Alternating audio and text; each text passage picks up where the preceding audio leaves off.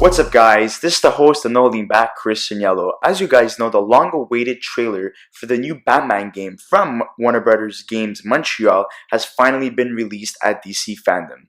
It is titled Gotham Knights, and here is why. Bruce Wayne has tragically died by an explosion, which he leaves a video memoir to the four playable characters in this game: Tim Drake, Red Hood, Batgirl, and Nightwing. With that being said, in this universe, Jim Gordon has passed away, and the GCPD wants to hunt down the Bat family. So obviously, Jim Gordon was that link to connect the Bat family and the GCPD, and now everything has fallen apart since his death, and now the GCPD sees the Bat family as a threat to Gotham City and not really a helpful force the way that Jim Gordon saw them as. And with that being said, the theory of, the Batman Arkham universe, which included Batman Arkham Origins, Batman Arkham Asylum, Batman Arkham City, and Batman Arkham Knight, are not connected to this universe. And you can tell by, the different costume designs. Barbara isn't in a wheelchair in this game. Not only that, but the graphics are way different. And, even though there's a link, with Batman Arkham Knight having Bruce and Alfred tragically dying at the end of the game, supposedly dying, due to an explosion, whether if it was planned or not, we don't know. And now you have, the Court of Owls in this game. So maybe they have played a death in Bruce's death in this game, which is not connected to the old universe. So each character has their own ability. Robin can turn himself invisible and he can teleport. I don't know why he has those abilities yet, but I know that Bruce has left advanced technology and gadgets for his allies. So all of these characters need to join up together, form a unity, the Bat family obviously, and take up the mantle to replace Bruce Wayne as the savior and protector of Gotham City. There's no specific leader at the moment from what I've seen in the trailer. Everyone seems to be playing their own part in the game so far. But if I would have to choose a leader to take up the Batman mantle, it would obviously have to be Nightwing, because he has the most experience, he is the first Robin, and he is the oldest. But also Batgirl could take up the mantle and become Batwoman, or just simply stay as Batgirl but become the leader of the Bat family, because she is very close to Nightwing in age and has close to the same amount of training and experience as Dick Grayson. Red Hood, he uses guns and hardcore killing to enforce justice. So obviously it's visible. He uses his guns, as he did the same thing in the Arkham Knight video game when you play him as Arkham Knight, or you play him separately in the DLC as Red Hood. So there's dual takedowns in this game, which has been heavily shown in the trailer, because players have the choice to either play the game solo or an online two-player co-op. So unfortunately, players that want to play on the same console cannot do so. And in this game, you have Montoya and Alfred being their allies from what we've seen in the trailer so far. Maybe Lucius Fox is included in there, and so many others. And concerning the vehicles, in this game you have Bat cycles that are accessible to the characters. And from what I've seen so far, Robin and Batgirl are able to ride the Bat cycle. I'm not too sure if Red Hood and Nightwing are able to do the same thing, or maybe they have their own type of vehicles. I'm pretty sure Red Hood would be able to use a Bat cycle, or maybe a regular motorcycle, because you've seen that in the comics. And it's really nice to see that, because originally it was supposed to be shown and included in the canceled Damian Wayne game.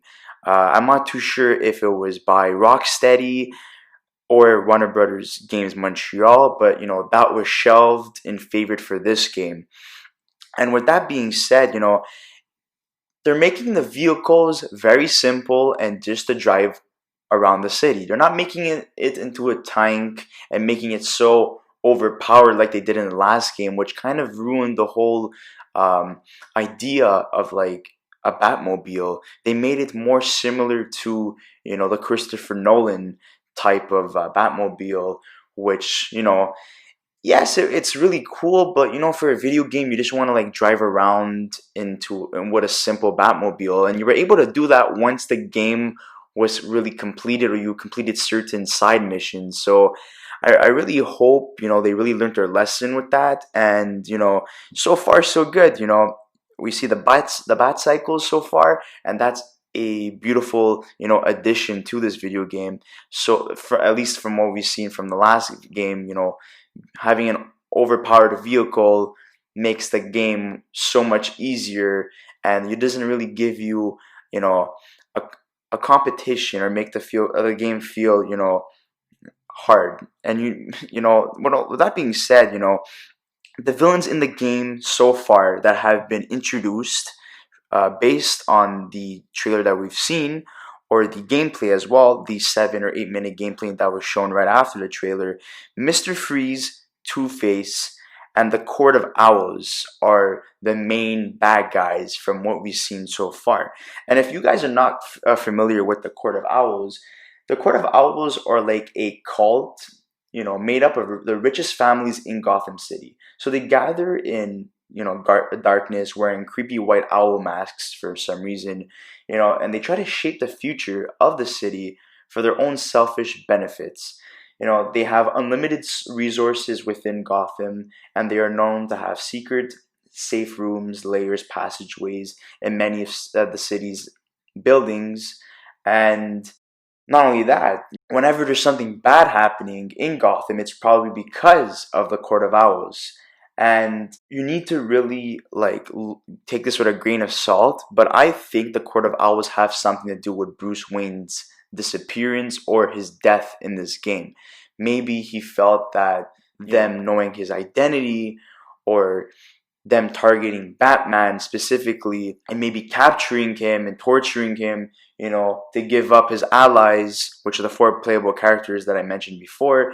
He didn't want to do that, so maybe he died at the hands of the Court of Owls, or maybe he's captured and, this whole, situation of his death was just a hoax and a cover up. But that, we need to see that once we played the full game. And towards the end, the very end of the trailer, we're introduced to the Court of Owls, like I mentioned before. But you have a girl singing a song teasing the Talons. And the Talons are the enforcers of the Court of Owls. So the Court of Owls, train the Talons to be expert killers during their lives. And they reanimate them after their death using obviously like a serum somehow to revive these enforcers. And once they're revived, they're not able to feel any pain. You could stab them, in the heart, chop off a limb or something, and they're still gonna come at you with full force. They do not stop, and they're always able to be revived. The only way you can kill them is to expose them to cold, which was seen in comics, and maybe they're able to transition that properly into the video game. And for things that I don't want to see in this game, are the following. So the Joker. We've seen the Joker so many times in the past, even though if this is a new universe and maybe he shows up as, a side mission, I feel like his presence, being, the main bad guy in the Batman universe, I just feel it takes away from everything else. So not including him in the game would be a plus. And focusing maybe on villains of Nightwing, Red Hood, Batgirl, and Robin. that would be a nice change since this is their video game. It's not really focused on Batman. They're taking up the mantle for Batman. Yes, Batman, you know, they use he has left his technology and his diaries and everything for them to succeed and continue to protect Gotham. But this is not Batman's video game. If you want to play Batman's story, you could play the past franchise that was made by Rocksteady in that one game made by Montreal Warner Brothers. So, with that being said, not only that, but I really hope they have meaningful side missions, not side missions that take about like 2-3 minutes to complete and you don't really like there's like cut scenes and stuff and you just like have to like press a button to avoid an attack and to counter it and then like you defeat the character like that. I feel like there has to be a build up until you fight like the bad guy for that side mission. So, maybe if it's a Scarecrow, Professor Pig, Mad Hatter, Prometheus maybe in this game too would be interesting. Having that would make these side missions more meaningful and more enjoyable. So it takes away time from the main story and you could focus on those side missions and have the time to enjoy them too. It's like, I think the best example would be like Grand Theft Auto, so like GTA. So in GTA, you could step aside from the main story and focus on side missions that are meaningful. Obviously, there's going to be faster side missions that don't take that much time. But with the amount of side missions in that video game, because of how big the map is, you can't really judge them. But I don't really know how big this map is. I think there's 3 sectors of the city, if I'm not mistaken. So I'm expecting the map to be relatively big.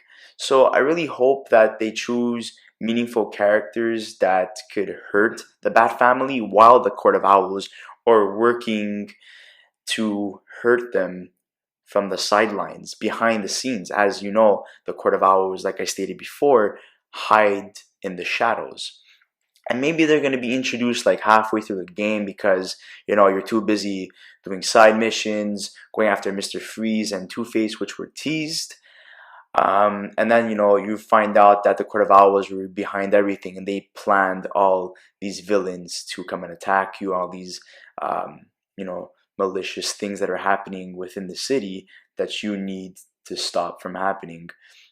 And hopefully, when you fight the Talons, whether if it's in the middle or towards the end of the game, there's this epic battle where you get to switch between 4 characters rather than just 2. And the reason why I stated 4 rather than 2, because in that sequence, you could use all of their abilities, which are all different from each other, to defeat the Court of Owls. And the Court of Owls are consisted by, over 20 people. So, I don't think that only 2 of the Bat family members can take down the whole Court of Owls. So I would really love to see that. And maybe, Batman somehow comes to the rescue and helps them out. Or they find Bruce once they defeat the Court of Owls, locked up somewhere. And, you see him like he was tortured by the Court of Owls and, really feeling defeated. And you could see what happens to him in a sequel, which maybe you could play as Batman and the whole Bat family, or maybe continue just playing as the Bat family because maybe Bruce feels discouraged that he let his family down and he doesn't feel like the father figure that he should have been, and he feels less of a man because of that. So maybe we could see how that transitions into a sequel. But like I was saying about the side missions before, yes, it's okay to fight a bunch of bad guys and stuff, at like, layers or like hideouts or whatever, like you see like in the past Batman games and Spider-Man games.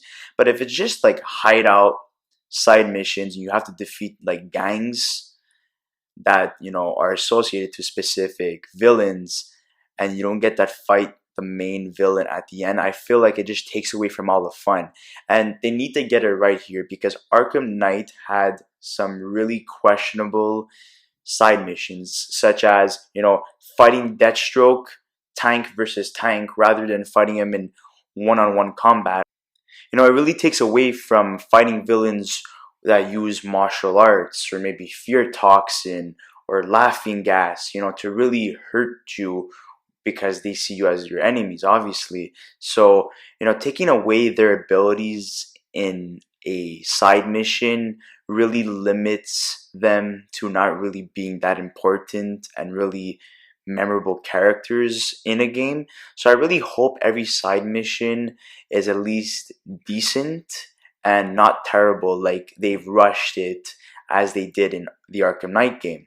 The Arkham Knight tried to, be a perfect game by including as much fan service into one game, but also knowing that you could never beat Arkham City's story. Arkham City's story is one of the best or the best superhero stories I've seen in a video game, or maybe like ever.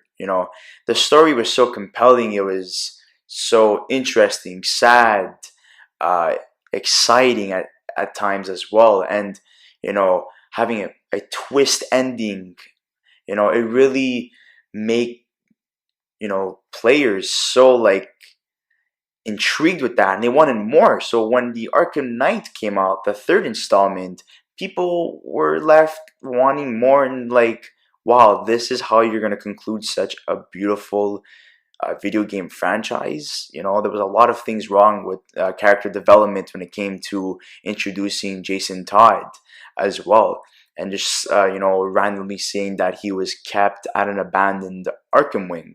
So I really hope that the character development for the heroes as well as the villains are done properly, so when we're playing we don't feel like there's an emptiness and there's like much more to come. And I really hope that if they do leave an open ending ending at the end, whether if it's concerning a side mission or the main story, that they actually resolve it properly in the sequel and don't make the same mistake that they did with the Hush storyline, where he leaves Arkham City with flesh on his face that resembles Bruce Wayne, to not really do anything with it in the third installment and get easily taken down by Batman within minutes. So I really hope they learn their lesson from that, like I was saying. And not only that, people need to understand that this game is focused on Batman's allies, not Batman. They're trying to move away from Rocksteady and what they've completed, because if you try being too similar to your predecessor, you're going to be compared a lot and often judged. So if you do something different, people cannot judge you because you're going to be the first one to complete it. So if anyone else tries to copy you, they're going to be compared to you. So this takes a lot of pressure off their shoulders and really, expands the creative thinking on this project, on this video game. So they can have so much to work with here, and it's honestly so satisfying playing out these characters finally without having to pay $5 to like $20 for DLCs just to play 5 to 10 minutes of like a campaign just to play as those characters, or only play them in challenge maps. I think that really took away from each character's abilities and what they've meant to the Bat family and the main storyline. So I really hope that people see this as a separate installment. They don't compare it to past Batman video games. Yes, it was a masterpiece what they've created with the Arkham series, but this is its own thing, and this is the beginning of a new franchise. And I just wanted to say thank you so much, guys, for listening. If there's anything else you want me to talk about concerning Batman or the DC fandom, just let me know in the comment section below. But with that being said, thank you so much, guys. Don't forget to like and subscribe. Have a good one.